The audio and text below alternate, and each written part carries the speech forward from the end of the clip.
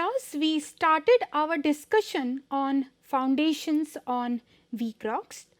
I gave you the idea that what all can be the problems associated with the foundations when they are founded on the rocks. So, today we will learn about the determination of ultimate bearing capacity of the foundations, and we will be using Bell's approach for this purpose. All of you are aware of the fact that if the footing is to be founded on the soil, then two criteria should be met in order to have the safe bearing capacity of the foundation. What are those two criteria? The first one is that the footing should be safe in shear, and the second one is that the settlement of the footing should be within the permissible limit. Similar is the situation in case the foundation is to be placed or rested on the rock or rock mass. So, let us try to learn about this Bell's approach first, and then we will proceed further with other methods in order to obtain the safe bearing pressure of footings resting on rock or rock masses.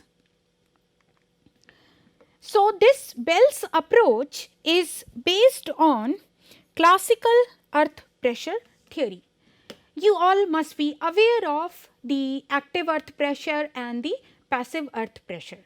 So, this theory or this approach is based upon all those concepts. So, here there is going to be the consideration of equilibrium of two adjacent elements in the foundation material, and one element would be taken just beneath the edge of a strip foundation, and another one would be taken just outside it, and these elements would be taken at a depth z below the ground surface where the footing would be placed. Take a look at this particular figure. So, here this is the footing which is placed at a depth of z below the ground surface. So, this is your ground level, and from there at a depth z below you have placed the footing. So, as I mentioned that we are going to consider two elements. One is just beneath the footing here and one is just outside it, and these have been shown here like this. So, the zone which is immediately below the footing, that is this zone we call as active zone, and the zone which is outside this, which is this portion, this is going to be the passive zone. So, just let us see that what exactly is this Bell's approach. So, I just redraw this footing here, say this is what is your footing, and it is there at a depth of z, and these are the zones. So, this is here you have the active zone, and here you have the passive zone, and these are all rock mass.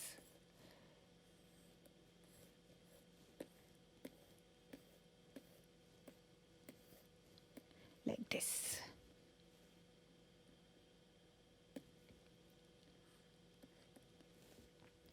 Now, as I mentioned that you take a element here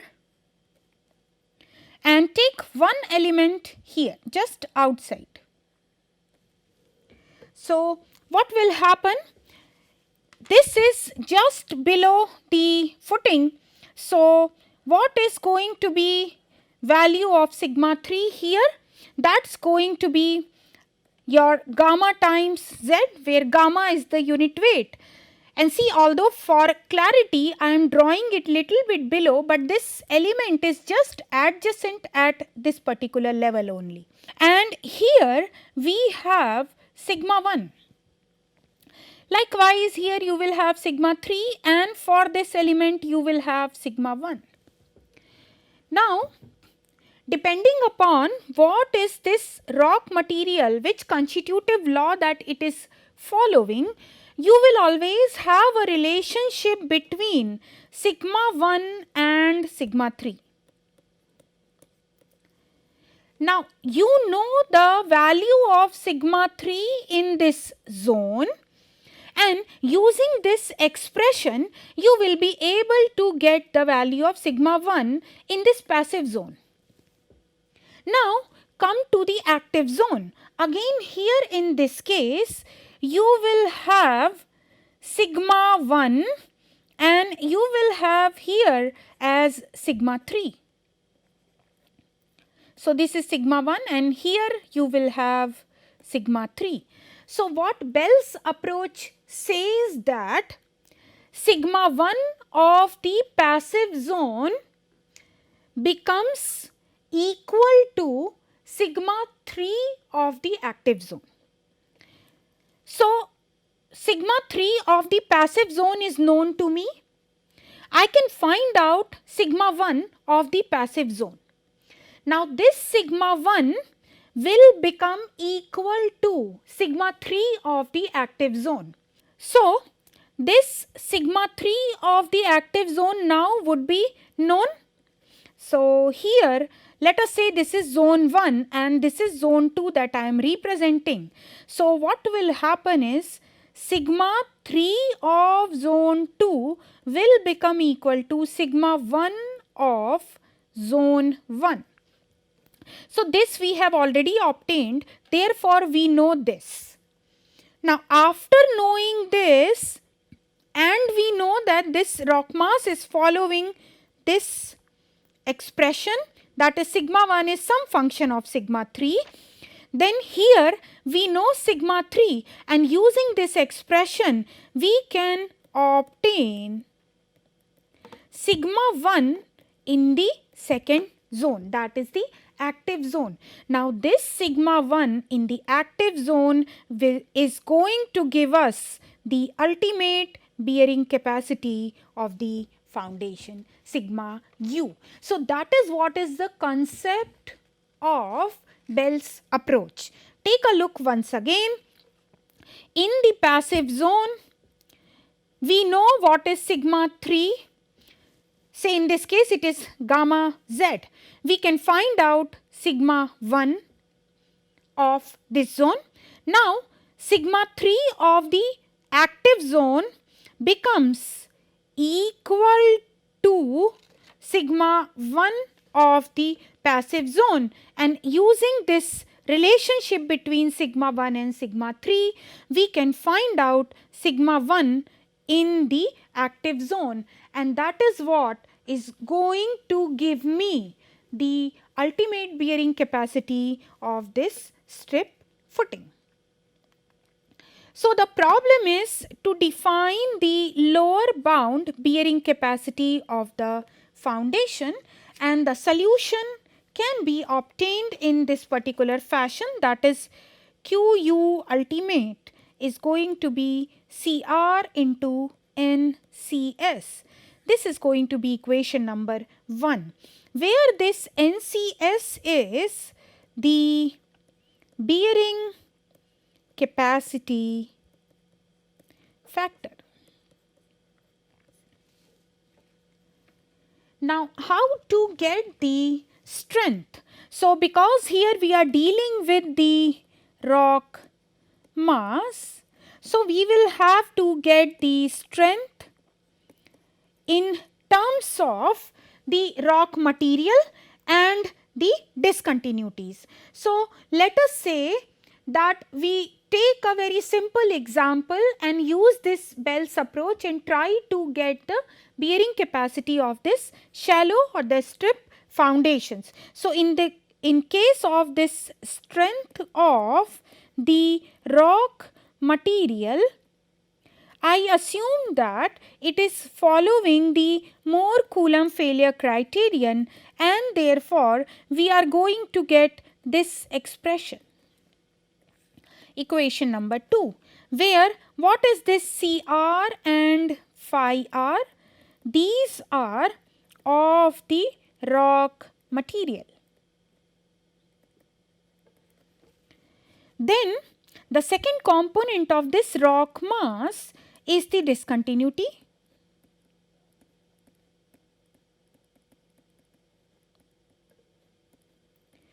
And for that, I can again write tau j as Cj plus sigma tan phi j, where this Cj and phi j, they are the properties along the plane of discontinuity.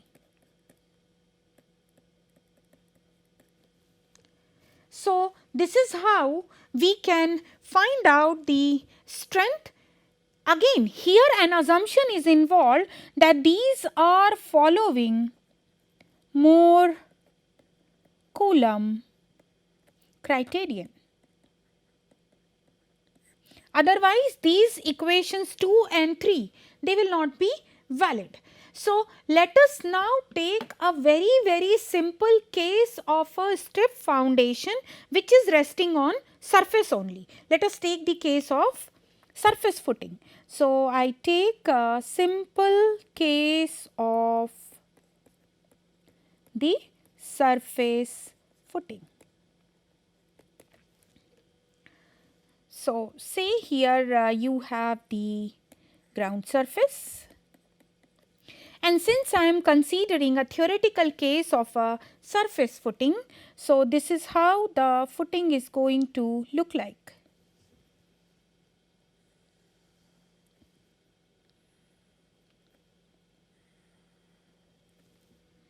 And we need to find out the Q ultimate of it, and here, like in case of the concept with respect to Bell's approach I explained you, so I will have these two zones here. The width of this footing is say B. I take the two elements, one is just outside and one is in this zone which is like this.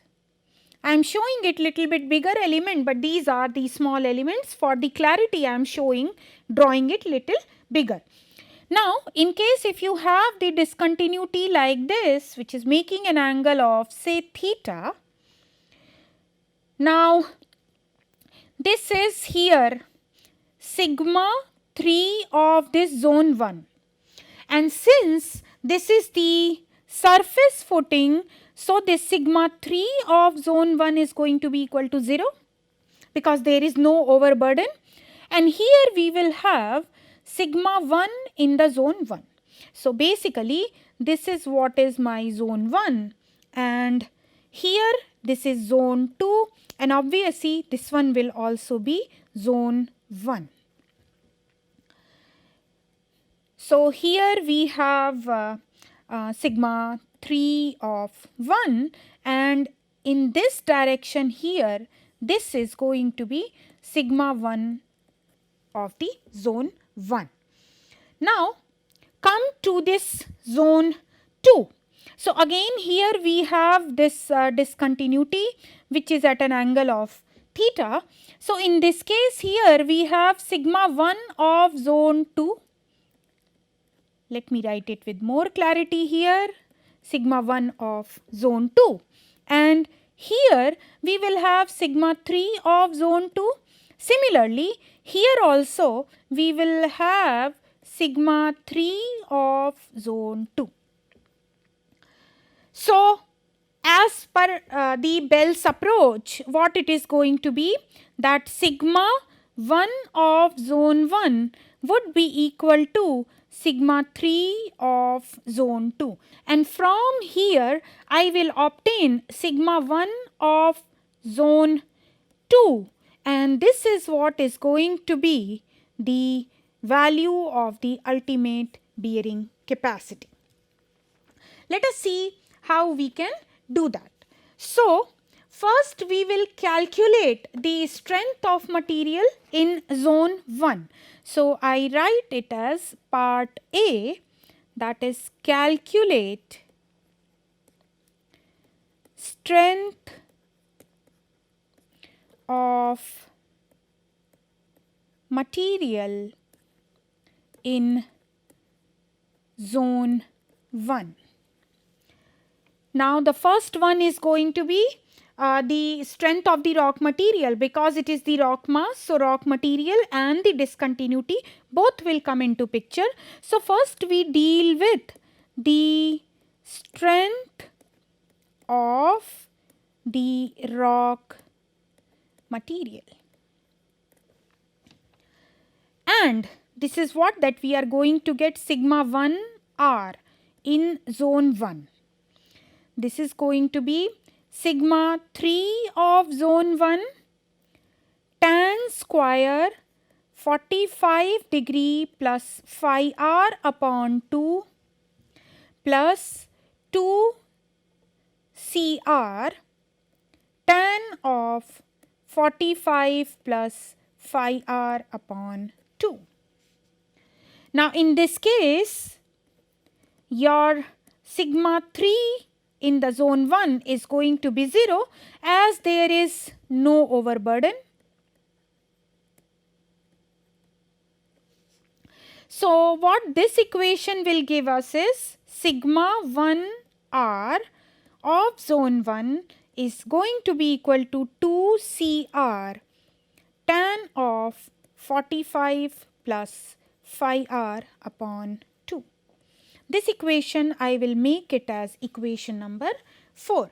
Now, this was about the strength of the rock material. Now, let us try to find out the strength along the discontinuity plane. So, I will have the second part of it, that is strength along the discontinuity plane. This is going to be the function of theta with respect to phi j. You recall we discussed about the single plane of weakness theory. So, that is what I am going to consider here once again. So, let us say that if phi j is greater than or equal to 90 minus theta, what does this signify is that the failure occurs in the rock material only. Please recall our discussion with respect to the theory related to single plane of weakness. There I explained you that when the failure will occur in rock material and when the failure will be there along the discontinuity. So, in this case, when the failure occurs in the rock material, the strength of the discontinuity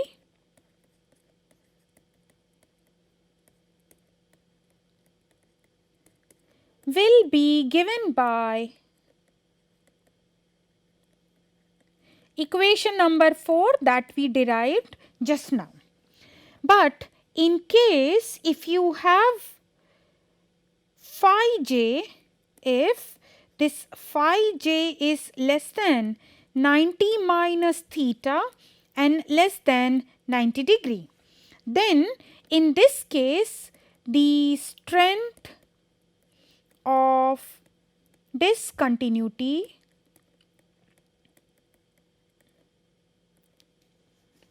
will be given by sigma 1 j in zone 1 will be equal to sigma 3j of zone 1 plus 2cj plus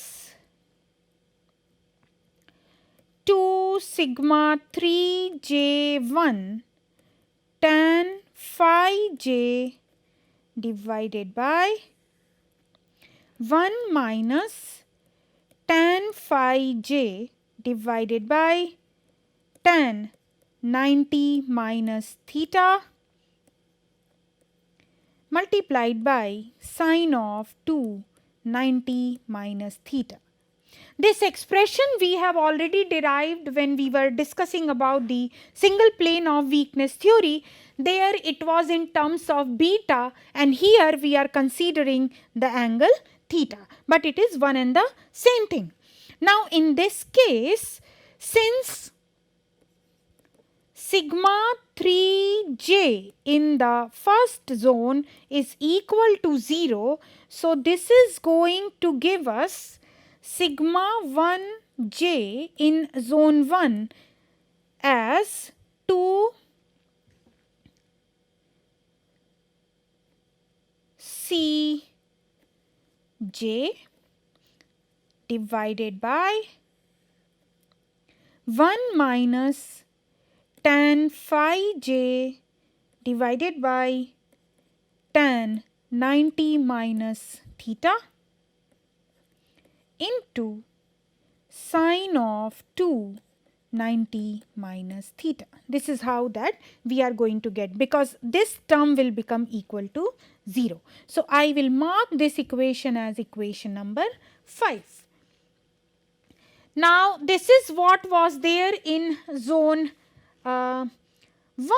So now let us see that what will happen to zone 2. But before that, here we are considering only one plane of weakness, but in case of the rock mass you can have more number of discontinuity planes. So how to tackle such situation? So I have a third case here, that as the number of discontinuity planes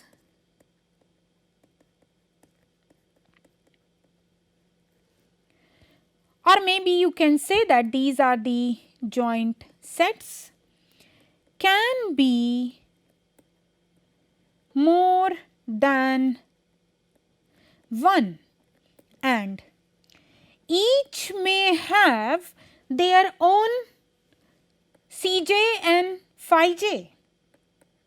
So each having its own Cj and phi j. Then what we will do? In this case, what we are going to do is we will compute the values of sigma 1j in zone 1 for each joint set. And then the fourth step is going to be that the strength of zone 1 will be defined as sigma 1 of zone 1 will be minimum of sigma 1 r of zone 1, that means the intact rock, then sigma 1 of say first joint set in the zone 1, sigma 1 of the second joint set in zone 1, and so on sigma 1 of ith joint set in zone 1, and so on sigma 1 of the nth joint set in zone 1. So whichever is going to give you the minimum value, that is going to be defined as the strength in the zone 1, where this capital N is giving us the number of the joint sets. So I will make this equation as equation number 6. Now this was about the strength of zone 1, and this is how using equation number 6 we can determine. What about in zone 2? So the next segment comprise of the calculation for the strength of material in zone 2. Now again we will say that we will have the strength of the rock material and strength of the discontinuities. So in case of the zone 2, sigma 3 of zone 2 is going to be equal to sigma 1 of zone 1 as per the Bell's approach, and this one we have obtained already by equation number 6. So this is known to us now. So let us go to the next step and try to get the strength of the rock material in zone 2. So what we are going to get is sigma 1 r of zone 2 will be equal to sigma 3 of zone 2 tan square 45 plus phi r by 2 plus 2 cr tan 45 plus phi r upon 2. Make it equation number 7. So here sigma 3 is no more 0 as it was there in case of the zone 1. Now let us try to get the strength of the discontinuities in the second zone. So we have the third step for the evaluation of strength of discontinuity.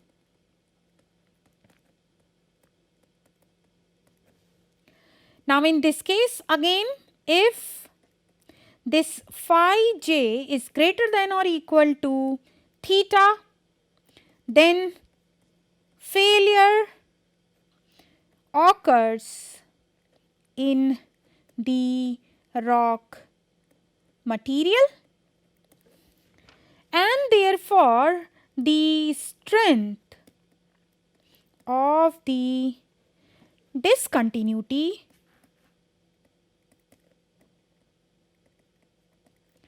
will be given by the equation number 7 which we just derived. However, if you have phi j less than theta less than or equal to 90 degree, then in this case your strength of the discontinuity will be given by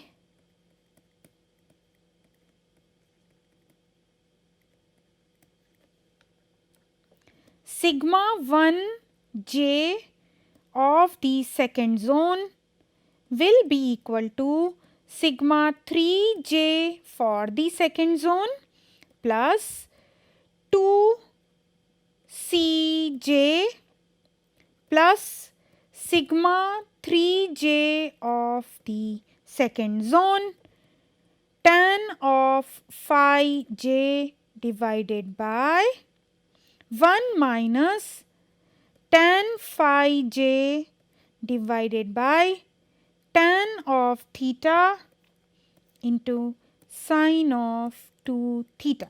You need to be careful when to put theta and when to put 90 minus theta. If you recall the single plane of weakness theory, the beta angle we took from the major principal axis direction. So that you need to keep in mind when you are applying it here. Then what we need to do as a third step in this sequence is we need to repeat these calculations for n number of joint sets by considering the respective set characteristics,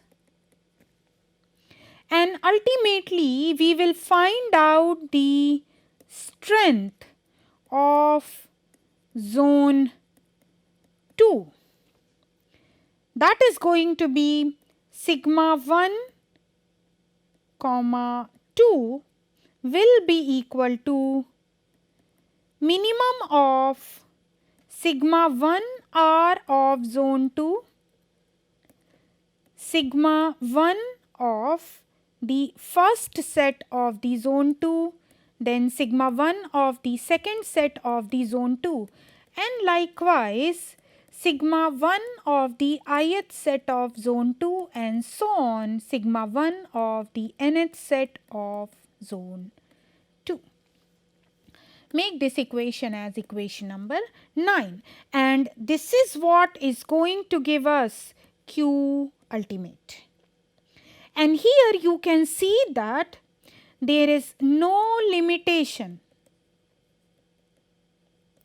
on the number of joint sets in the rock mass. So we can have as many number of joint sets as it is there in case of the rock mass. So this is how you will get the strength of zone 2. So therefore our Q ultimate would be CR into NCS. That was the first equation that we wrote. So from here this NCS is going to be Q ultimate divided by CR, and this is going to be sigma 1 of zone 2 divided by CR, and this is the function of Cj, phi j, theta n, Cr and phi r. So from here the bearing capacity charts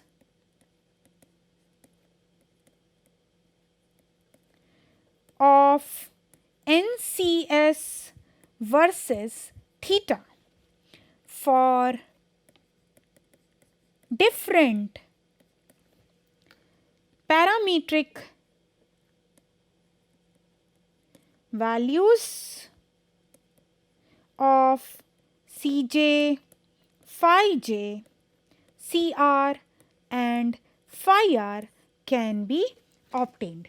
And once you have this these readily available charts with you, you can directly use this expression in order to obtain the Q ultimate. Now let us take another example. Till now the rock mass was following the Moore Coulomb failure criteria, but let us say that it follows the Hook and Brown criteria. Then what you will do?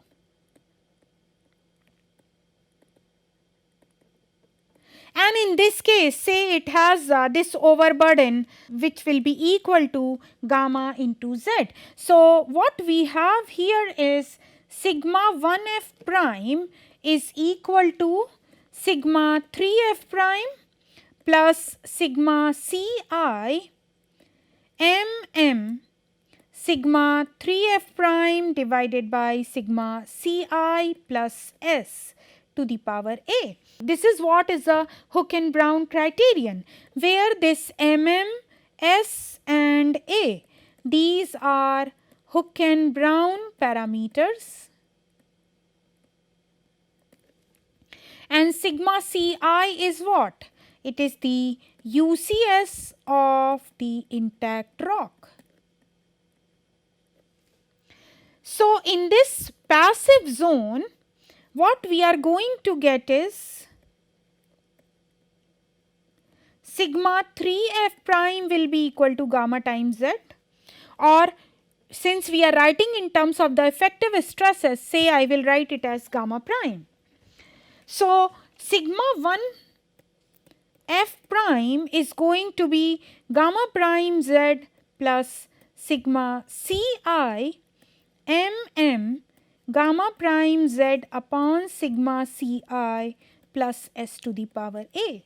See, the parameters of Hook and Brown parameters, they will be known to me, and knowing this overburden and therefore sigma 3f prime, from here I can determine this in the passive zone, that is sigma 1f in the passive zone. Now what will happen in case of the active zone?